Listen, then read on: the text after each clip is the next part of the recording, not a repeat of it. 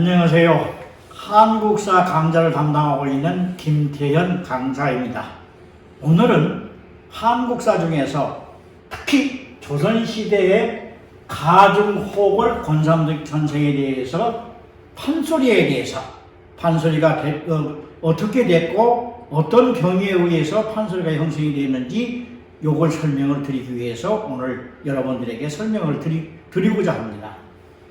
이 들어가기 전에 판소리에 들어가기 전에 우리 한국에 대한 음악에 대해서 설명을 드리고자 합니다. 원시 종교는 정경, 즉 정치와 종교와 같이 혼합되어서 족장이 또는 부족장이 통제를 했었습니다. 그러면서 점차적으로 부족국가에서 부족 귀족에서 점차적으로 오면서 나라가 되면서 국가가 되면서 그 안에 종교는 드디어 분류가 되기 시작한 겁니다. 그 시기가 통상 서력기원전 약 500년 미만입니다. 통상 보면은 서력기원전 500년 미만에는 고구려가 서력기원전 57년에 나라가 생겼고 신라가 58년에 됐고 백제는 AD 18년에 백제가 생겨서 우리 한반도에는 3개국이 생겼습니다. 드디어 3국이 되면서 그 이후에 종교는 종교에 관한 음악은 단조로우면서 더 발전이 되지 않았고 왕에 대한 그 종교는 그 음악은 점차적으로 발전이 돼가지고 왕과 권력층에 대한 즐거움을 선사하게 된 겁니다. 그 중에서 대표적으로 여러분들이 잘 아시겠지만은 고구려의 왕산악에 의해서 중국으로도 전래된 검은고가 우리 한국에 전래가 됐고 우리 한국 토속 악기로서는 여러분들이 잘 아시는 대가야, 즉 신라의 같이 서력기원전 초기에 8개 대가야가 있었는데 그 8개의 대가야 중에서도 그 중 안에서도 바로 제일 큰 대가야 중에 우륵이라는 우륵 선생에 의해서 검은고가 그 가야금이 탄생이 된 겁니다. 그 위에 쭉 나오다가 고구려에 들어와가지고 신라가 1000년을 지내고 고구려가 들어와서 고려에는 향가, 더 나아가서 소위 시조가 전파가 되게 된 겁니다. 그때는 판소리는 조선조 후기에 생겼고 바로 그 안에는 정가라고 해서 시조나 또는 향가에 대해서 설명을 내가 드리고자 합니다. 또한 여기에 대해서는 이 음악에 들어가기 전에 권삼득 선생에 대해서 들어가기 이전에 판소리에 대해서 기본적인 것을 설명을 드리고자 합니다. 여러분들 잘 아시지만은 여기 보이는 이 사진의 그 조형이 바로 조선조 말기에 있던 권삼득 선생의 근형입니다. 저기 보이는 저 사진은 전라북도 전주 고등학교에서부터 노성동 뒤에 동국민학교까지 여기는 거기에 바로 이 권삼득 선생을 기리기 위해서 바로 권삼득로라고 명칭을 붙였으며 여기 보는 권삼득 선생의 생가입니다. 해서 지금 현재 전주 말고 그 주위에 들어가는 그 군이 완주군입니다. 그 안에 용진면에 있는 이 묘소까지 해서 대강 이런 것들을 제가 설명을 드렸습니다. 옛날 시조는 단다라고 했으며 또한 가효라고 했습니다. 이때가 가장 정성했던 그 시기에는 고려 후기에서 조선 전기까지 있었고 여기된 그 정가는 대표적으로 현재 무형문화재라고 하는 그런 지정이 되어 있는 하연주 여사가 결혼한 지도 얼마 안 됩니다.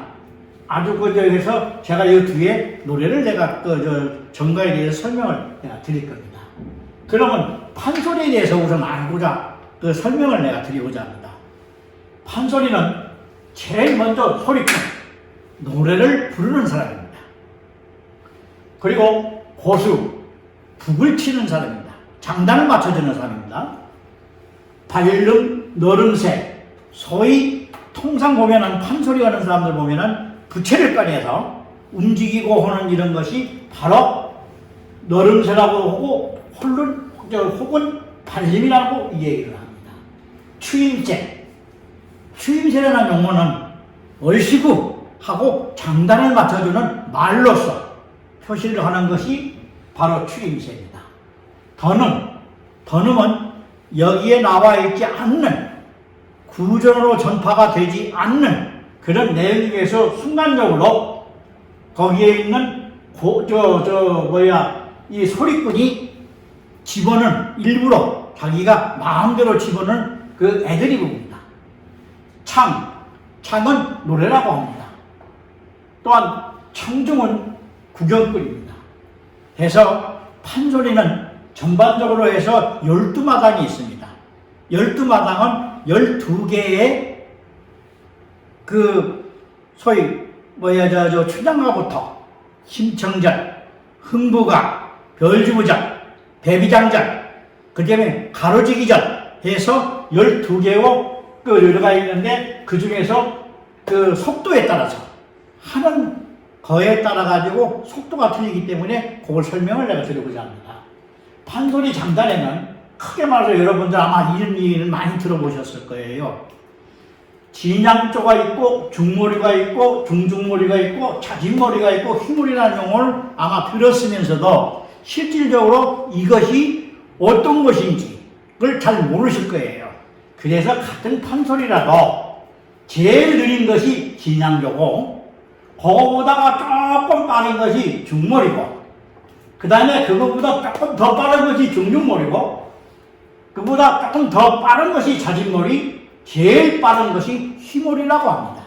그래서 부르는 사람에 의해서 또는 성향에 의해서 부르는 것이 전부 틀립니다. 특히 여성과 남성에 대해서 부르는 그 형태에 따라서 틀릴 것을 설명을 내가 드리고자 합니다. 원래 권삼덕 선생은 영조 47년 1772년에 태어나가지고 1841년 현종 4년에 작고하셨습니다. 이 양반의 고향은 전북 완주군 용진면 구엉이라고 해서 원래 본명은 사인입니다. 권사인. 그러나 왜 그 3등이라고 하냐면은 바로 세 가지 득음을 했다 해서 최초의 이 얘기 3득에 대해서 설명을 드릴게요. 처음은 사람의 소리를 얻었고 연습을 많이 하면은 둘째는 귀신, 쇠의 소리를 얻었고 고음, 세 번째 마지막은 하늘의 소리, 짐승의 소리를 얻어서 득음의 경지를 했다 해서 권삼득이라고 칭했던 겁니다.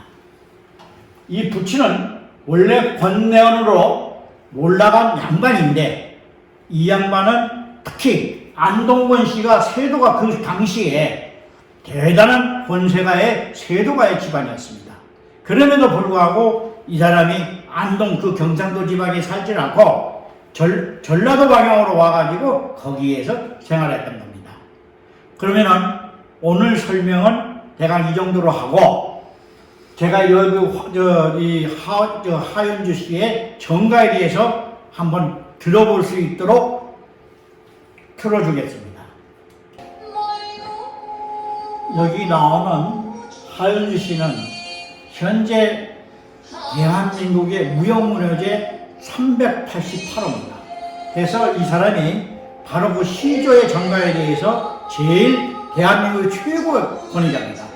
그래서 여자로서는 하연주, 남자로서는 이제 다른 분이 있는데 바로 그거에 이제 이 정가가 시조에서도 적용이 되지만은 바로 현대 음악과 섞어가지고 이 양반을 한 겁니다. 그래서 한번 대강 들어보고 정가와 판소리의 차이라는 것을 알려드리기 위해서 정가를 시조에 의해서 부르는 정가에 대해서 설명을 드리는 겁니다. 한번 들어보세요.